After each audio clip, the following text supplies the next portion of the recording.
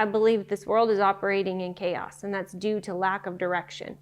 When you can create a vision for where you're going, you now have direction, and that can combat all chaos if you choose. This is the I Am a Comeback podcast, the Comeback Chronicles edition, a place where winners go to win, where you will never quit and you are relentless in the pursuit of having it all. Not just having it all, but being free. Because why? Comebacks never give up. The greatest gift, the greatest power, you possess the ability to choose. You choose to win or you choose to lose. At the end of the day, winners never quit and quitters never win.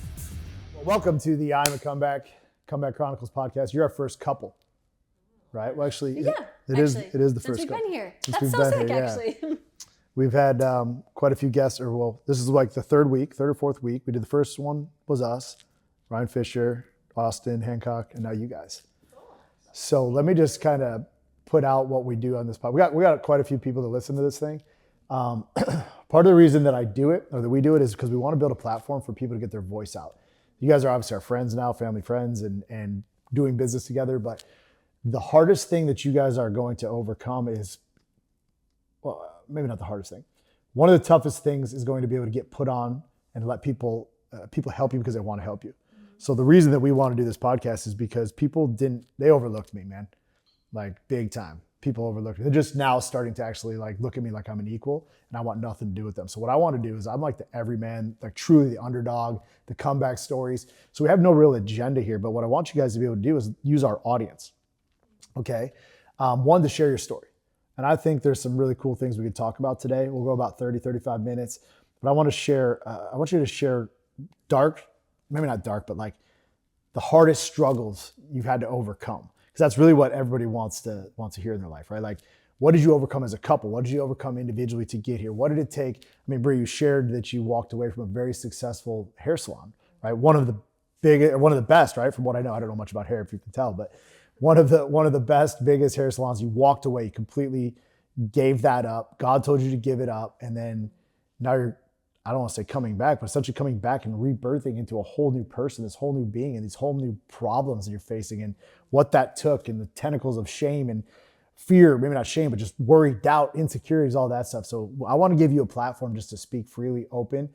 We've got a lot of people, and Mark, the same for you, man. I know that you were,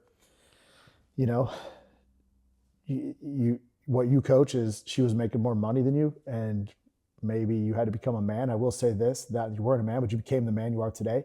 In the past week, since I saw you, you've actually are the strongest version of you that I've been able to see. And I've known you now for about a year. I only saw you a couple times, but I've known you guys for about a year. So if I could go back one calendar year, complete different human being. Your demeanor's calmer. You seem more certain inside of yourself, and just, it's been a big change. So why don't you tell us a little bit about just you guys as a couple and what you're up to? We've been married almost 20 years. Fun fact, we've gone to school together since third grade. Oh, wow. So random. We did not start dating till your fourth year in college. So we have quite a bit of history between us, and grew up in a small town. Mark was a baseball player. I loved baseball players, so that worked out great. And I went to beauty school right out of high school, and we started dating when we were 20. Got married at 21, and we opened our first business, our salon, when we were 22. And so Mark just decided he could pursue baseball or he could get married and open a salon. And that's the route he decided to go. We were so young. We were 21, 22 years old, didn't know what the hell we were doing, had very little guidance and support, to be honest with you. Our parents believed we could do anything that we wanted to do, but we didn't really seek any sort of professional guidance in that field. So entrepreneurship seemed the way that we wanted to go. Mark was in health and fitness, and that was great. It was what he knew, being an athlete his whole life, and building our businesses together. We faced like the chaos of abundance at its highest and worst levels, if you will. So I think 23 years old, we got a tax bill from owning our business for 1 year for $32,000. And we're like, we've never even made $32,000 in a month. What do you mean? I've never seen this number in my bank account. And so we smartened up real quick and started seeking guidance from professionals that could really help us and set us up for success in business. So our salon took off and was awesome. It came with its own challenges, facing like different structure models. We had to change the business structure multiple times. And that comes with feeling like you're failing and then feeling like you're succeeding all at the same time. And we really faced that in 2019. I took a big shift in business, and also it was a pivotal moment in our marriage. We were just in a place where we were kind of fighting or competing for significance and relevance, and not really working together, but working against each other. And I came to that realization in 2019 when we had just had our second daughter and bought a house that we tore to the ground, went over budget by like double, and started to rebuild it. And it was not going to be done in time, so we had to move in with Mark's mom and his brother, and that's a whole nother dynamic of chaos, right?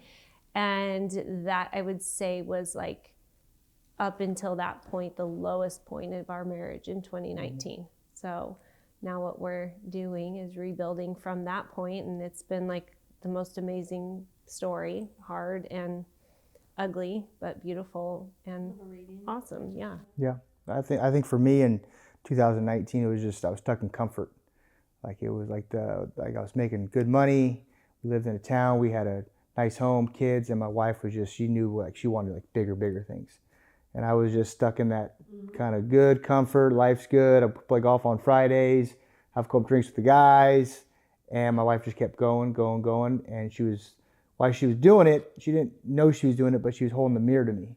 Like I just kept seeing all the things I wasn't doing. So I was getting more mad at her, angry at myself, and didn't know how to communicate that. So I would sedate a little more. I would look at porn, do all those kind of things, and it was just comfort. And when you're married to someone who like knows exactly what they want, comfort is like the worst thing for that spouse. And it's funny how you call that comfort, right? Like those things that you're talking about, pornography and drinking, like they're not very comfortable things, yet you're finding comfort in things that are like bad habits you don't want. Yeah. Right.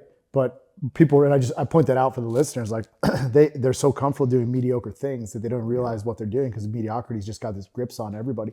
Talk about this for a minute. What did it feel like, just from my own personal experience, like what did it feel like to be with somebody who is just driving, right? She's just driving and driving. And the typical roles in a relationship, it's the other way, right? Yeah. How did that attack your confidence? It attacked it pretty good. I had none, and I seek confidence not in me or Bree, but in other people. Like I was like, well, I'm better than that person, or they would say like, oh, like you guys have a great life, like, or like I do a lot, or all these things, and that's where I would seek it. And so for me, having a wife that was like a savage in her business, it made me like shrink, made me feel small. And it was because I let it, because I didn't have a purpose, because I didn't, on a daily basis, I didn't wake up wanting more things. I was okay with just doing what everyone else was doing.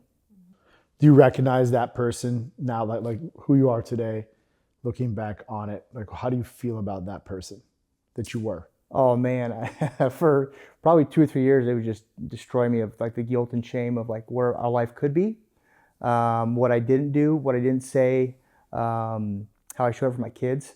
What I look at back then is that I was so wanting to be like other people and wanting to fit in that that it ruined me. Like I want to say it wasted, but it took away a lot of years of my life where I could have like grown, and Bree and I could have been so much more massive. But I let other people's opinion and thoughts of me dictate like what I did. That's actually what I want to ask you is, so you're going out golfing with the boys, having a couple drinks. Yep. How did it feel around those guys? Like knowing she's working. Yeah. She's out grinding, she's building, she's leading. Got a couple kids, I think, at home by this time, right? And you got your friends, you guys are trying out the new 9-iron, you got the nice golf clubs and the shoes and, you know, all that life that goes with it. All these dudes that you see out there, like what were they thinking? Did they think that you were the man because you got to live that life? Yeah. I mean, right? Because she's doing everything and they're like, oh, bro, you got it easy. Yeah. I mean, I had it easy, but but at the same time, you know, like I was also producing. And these are like also my clients that I was golfing with and all those things. So everyone was like, oh, like, you know, like your life's great. You know what I'm saying? You know what I'm saying? I'm like, it's amazing. She makes money, you make money. And I don't think anybody really knew like how much money Bree was making. You knew deep down inside that this was like not the perception the world had. Right? They thought it was the other way around. Yep. So you'd come home every night or every day or whatever and feel like you wouldn't even want to touch her, wouldn't want to be around her. Or what was it? Like, what was it, resentment? Yeah, a ton of resentment because, like for example, she said she'd be home at 4 and she would be home till like 6 because she'd be working because the hair wouldn't process or whatever. So I would put the girls in the shower, I would make the dinner, she would get home. It was literally like the roles were switched. Like she'd get home, sit on the couch, I'd bring her wine and her food, and the girls would go there, and I just felt like I was like a little bitch, and there was a lot of insecurity around that, and then that was pretty much like every night she went to the salon, I would say. Every night? Yeah, well, 2019, when we made this shift in our business model, I was like rebuilding the sucker all over again, right? So, in rebuilding, there are things that are required at that phase in the game than there are when it's on autopilot. So I just knew, okay, I'm going back to the drawing board. I don't know where we're going to be. I need this business to be successful because I might be a single mom. And the production that I needed to produce in my mind was like, I first of all have to pay for this house. We just went over budget and renovated. And we took out 0% interest credit cards, and we paid all of it cash, by the way. We're like, we're not going to be, in $200,000-$300,000 in debt. We were for a short period of time from those credit cards, but I was determined to pay that cash. So not only did I shift my business model, I took on doing a completely different new service in this extensive hair extension method. And then on top of that was in this situation with my house, feeling like I was in a marriage that was slowly sucking the life out of me. And when you're trying to build something and married to someone who isn't in this place of what we call comfort, it's like dragging an anchor. Hey, I'm building and I'm going. And there was a certain point where I felt like this rocket ship that had to drop its boosters sooner or later, because where I'm going to the moon, you can't come like that anyways. And so that really was the pivotal moment in our relationship. 2019 was hell. 2020, let's add COVID to it, and that sucked to rebuild the business in a recession, which actually financially ended up being my most successful year. To 2021, coming toe to toe in the kitchen and just having a very clear conversation of, I am going here, you're invited to come, but you can't come like that. And that was one of the hardest conversations to have, but it was the most powerful, because he realized there is leverage in leaving. And that sucks that was the ultimatum that I had to serve him. But the truth was, did you really want to leave? Not 1 second. I was in it to win it, and I wanted to rebuild it and rebuild it better, but I could not do it with an anchor. And the only way that we could do this is if he wanted it for him. I'm not lying when I tell you I begged him in my kitchen to want something, because as he says he was in a place of comfort, I believe he was in a place of hiding and avoiding. There was true self-development that he did not want to do, yet he was jealous of what I was doing and producing. So most people want the fruit without doing the work, right? Until they realize the grind that it requires for you to have this and do this and us to be here. 99% of the world will never know, and that's okay. But the truth is in my marriage, I was settling if I was accepting. Yeah. And if I was not going to settle, that meant on the other side of that was either divorce, stay quiet and stay in a miserable, dying marriage like 99% of the people married do, or you face it, you fight it, and you fight for it. And that was what I was determined to do. And he knew that I was dead serious. My bags were packed. My kids were ready to get in the car. And I was going to my parents' house, to this little tiny room, leaving this beautiful prison that I built. And I would rather have that than where I was. And you didn't go? No, because he accepted the invitation. Talk about that moment. You're watching your babies go out the door. Was there a piece of you that's like actually thought about letting it go? It was two things. Like, I was blindsided, but then I wasn't blindsided. Because I was like, wow, she actually really did. She actually is really going to do this. Mm-hmm. But deep down, I knew like she probably should do this, because it'd be easier for me. It'd be an easy way out for me. But like, it was just like when I would drink too much or look at porn. There was just, I would do it, and then there was just like little piece in the back of my head, like guilt and shame of like God saying, hey, probably shouldn't do that, dude. It's not good for you. And so my brain was saying, let her leave, it'd be way easier. And then God deep down was like, nope, you got to fight for this. And I think the part of me was like, well, how do I fight for this? Like, what do I do to change it? Like, do I just stop cussing, stop drinking, stop doing everything? I mean, like, what does that look like? And so for me, it was just saying, okay, and then just working on myself every single day of just little things that I knew would irritate me or that didn't add value to my life, that didn't like make me better. I would just, okay, I'm not doing that. I mean, it could be as simple as watching Netflix for more than an hour. Like in my mind, I knew I should probably stop doing this because I'm not doing anything to better my life. When she confronted me in the kitchen that night, it was probably the worst night, but the best night because it's changed her life. What happened that night when he accepted? Like, things didn't just go back to normal, right? Like, you were like, okay, we're on this thing. We're like, yes, phew, he did it. Like, what was it like? Were you like, listen, dude, you're sleeping on the couch, or like? No, it was be who you say you are.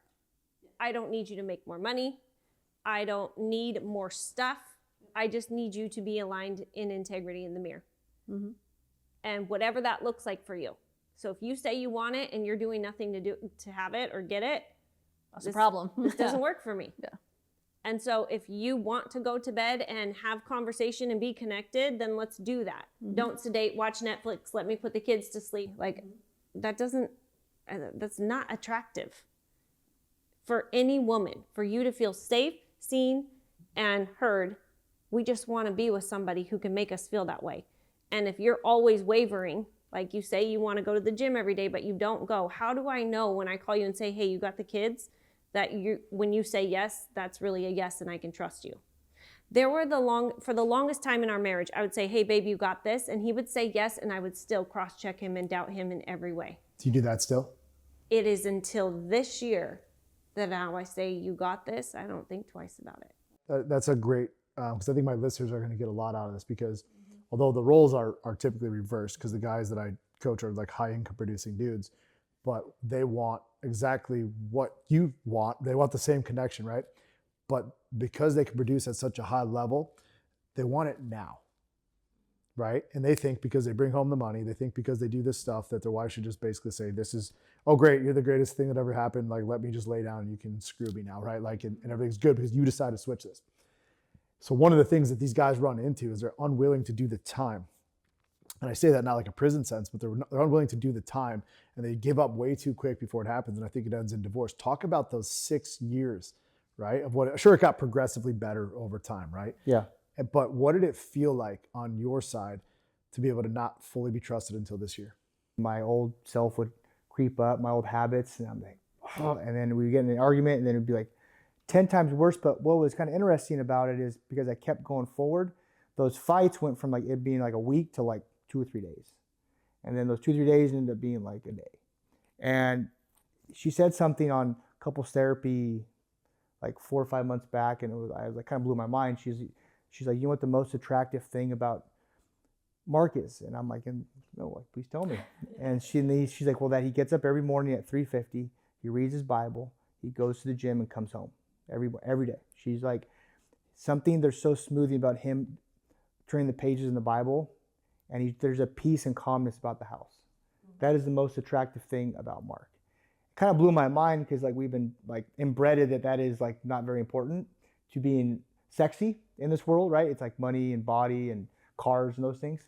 And the thing that most gave Bree peace and made me attractive was doing the like little things like that every day. And so I'd say that the last 6 years is kind of like playing sports. Practice and you don't know why you're practicing a lot of times, and then you have games, you're like, oh, like this is why I do it. And there's certain moments in our marriage where like, okay, cool, like this is why we stuck it out, this is why we're doing it.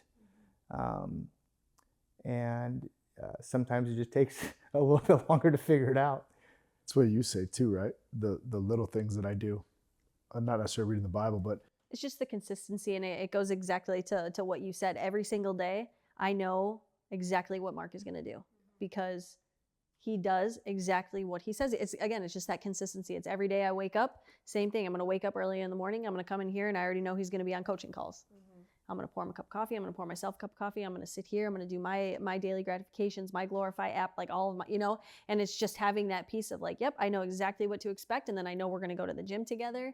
And yeah, I think men overlook so often that piece of, if you just do exactly what you say you're going to do, it's not complicated. It's not complicated. And then when you don't do it, as simple as, I'm going to go to the gym, I'm going to take out this garbage, I'm going to get the kids there on time, or I'm going to be here at this time, right? And not to say that life doesn't happen where certain things come up, but men overlook that, and women I guess could too, but they overlook the importance of how much trust is built inside of that. Totally. And I know you guys get that. I want to ask you a question. Do you guys think it's important to fight? Heck yeah. You do, huh? We're two different people with two different opinions. And when we don't have a different opinion, it just... Is it a fight or is it a disagreement? Like think about the difference, right? You guys used to fight, Yeah. right? Now you guys are on the same page, but trying to figure out how to get there. So there's a couple different ways to get there. Do you think it's good to have those knockdown, drag out fights that maybe you used to have? Or do you think it's learning to be elite communicators together with a common cause for the ability to connect, right? The reason I say this is because Kendra and I never fought. Yeah, I can see the difference for sure. Well, I think... What about actually yesterday? So perfect example how we've evolved is Bree is not very good with tech stuff. So she was trying to cancel a payment. Her other coach like gave her a voice memo and walked her through it. So she's like, I don't know how to do this. So I'm like, well, if you just follow what she says and do this, it's For actually... the record, I don't know how to do this. And That's so, how you I know, interpret it. I know. So I said, I don't know how to cancel a payment. It's two different reactions. So I canceled. I said, hey, here you go. Like I was being sarcastic, and she's like, don't talk to me like that. No, that's not what happened. So this There is we go. where We this gotta is find going to out. go. That is not what happened. He said, I'm listening to the voice memo from my coach of telling me how to do it. And she's saying it's located here and he's somewhere else. And so I start to point out, she's saying it's a membership and it is not. And he goes, oh, freaking break your hand. I don't do that to my kids. Yeah. Don't you think it's a safe space to do it to me? Sure. So I just turned and looked at him and I said, don't effing talk to me like that. And we have ground rules. He broke the ground rules. That's what really happened. When we have a disagreement or a fight, he talks to me at my level. I'm on the couch with the computer, sick baby, and he's over here. So he broke the first ground rule. Don't talk over me. Talk at my level. That doesn't feel safe to any woman if a man's over you like this. And then to be disrespectful and me in front of my kids, now I want you dead. So really, like... How long did it take for you, like, so that disagreement to getting back, okay? What's your rebound time? 1 second, because I can communicate.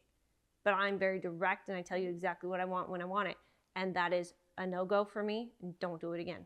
And normally he would respond in a reaction that is so not appropriate and tell me, Just well, reactive flip it again. off. Yeah. Here's your computer. Yeah. Like I could just see it happening. Yeah.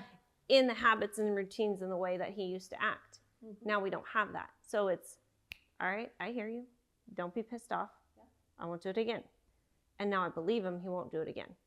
Before I'd be like, yeah, effing right, go to bed by yourself, don't care about you, make your own dinner. But really, I don't want to operate like that. Before I operated like that in defense mode. I was in fight or flight all the time, because whether he was acting emotionally and reactive and stormed off or was whatever, I still have to show up and parent, I still have to go to work and put on a happy face, and I have to do all the things I have to do, whether we're in agreement or not. And I just lived in this fake world for so long. I'm like, I am not doing that. You're going to know exactly what I want and what I need, and I'm going to be able to communicate it, and I don't care if you're not man enough to take it. So I'm not going to compromise who I am and what I want, nor am I expecting him to. That is so not fair. How often do you guys talk about where you're going?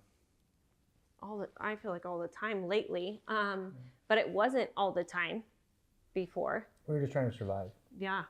And most people, I feel like that's the common thing, is we were in survival all the time. How could you even plan for tomorrow? I'm just trying to breathe today. Yeah. And I think that's the case for most marriages. People are silently suffering and they don't know how to say it.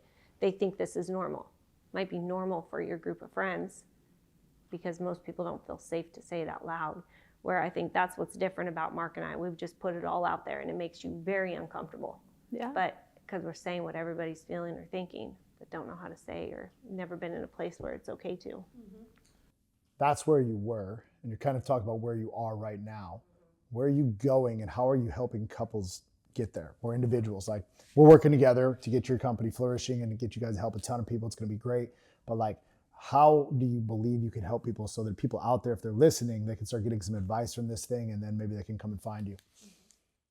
Yeah, so we both run our own coaching businesses. I focus on the female, Mark males, but we just recently launched a couples program together, which has been really fun because it's something that we know and know well. We've spent so much time, money, and energy investing in us and our relationship.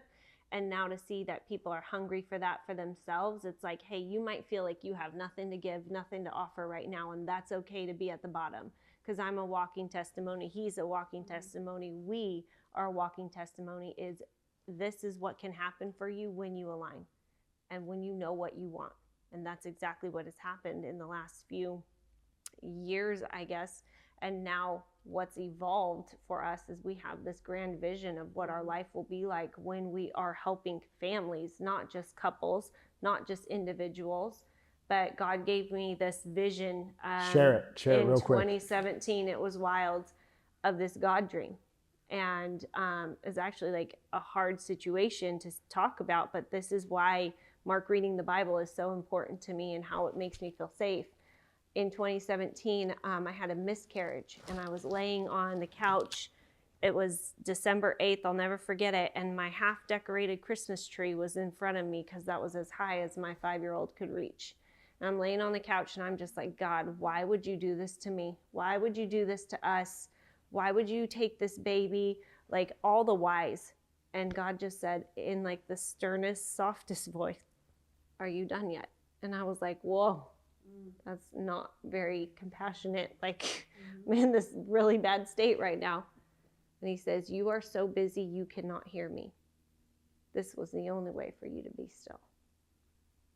From that point on, I said, I will never not listen to God's voice.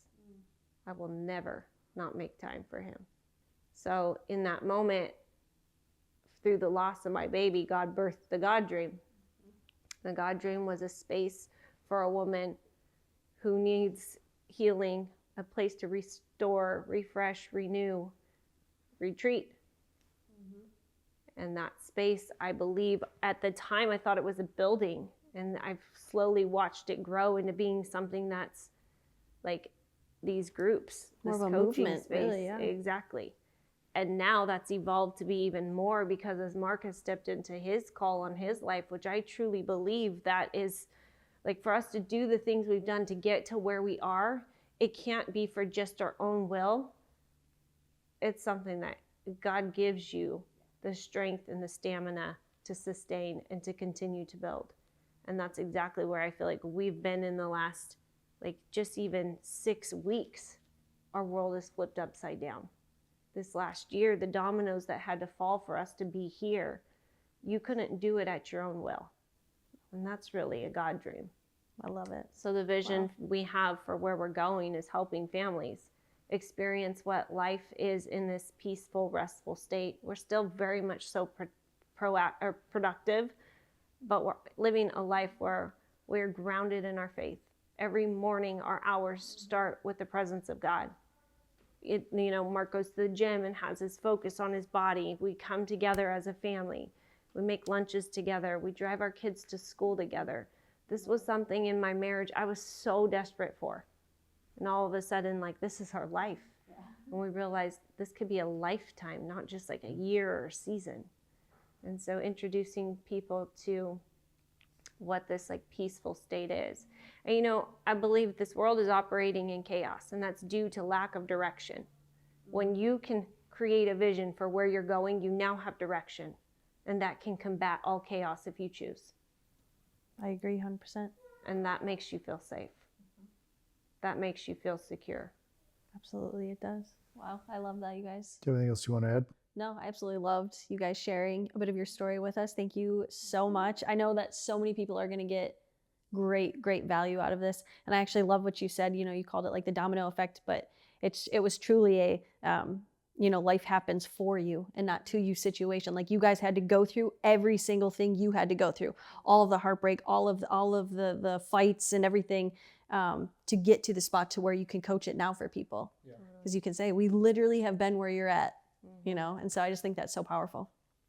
Yes, it is. Real quick, why don't you let them know where they can find you guys individually and whether it's Instagram, Facebook, or where your guys' spots are. Yeah, if you are on Instagram, it's Mark Gentry Training on Instagram, and then also on Facebook. And then Bree Gentry Coaching. And then really quick before we sign off, this is like my favorite piece to do. So with everything that you guys have shared with us today, do you believe that you guys are comebacks? 100%. Yes, I love 100%. it. All right, so now 100%. you guys, this is the fun part. Both of you get to look into that camera and you guys get to say your names and then you get to say, I am a comeback. Mark Gentry, I'm a comeback. Bree Gentry, I am a comeback. Boom. Awesome, guys. Thank you so much for your time. This is great. One last thing before we spin it off. It is a God-sized dream. It's a God-sized vision. I believe it's happening all over the place because most of the people that I roll with are all talking about God. It's heavy in every single thing that we do. I will tell you that the next level is going to require even more faith. And I'm sure the one that I'm about to go into is going to require even more faith. So I'm honored to roll with you guys and super thankful for the impact you guys have made on my life, nothing more than just being good human beings. And actually, coming into my world, I didn't plan on this relationship happening, but it just kind of fostered, and here it is. And my commitment on I do what I said I'm gonna do is to make sure I help you guys get what you want, how you want it, when you want it, as fast as you want it. God will take care of the rest. So thank you for this time, guys.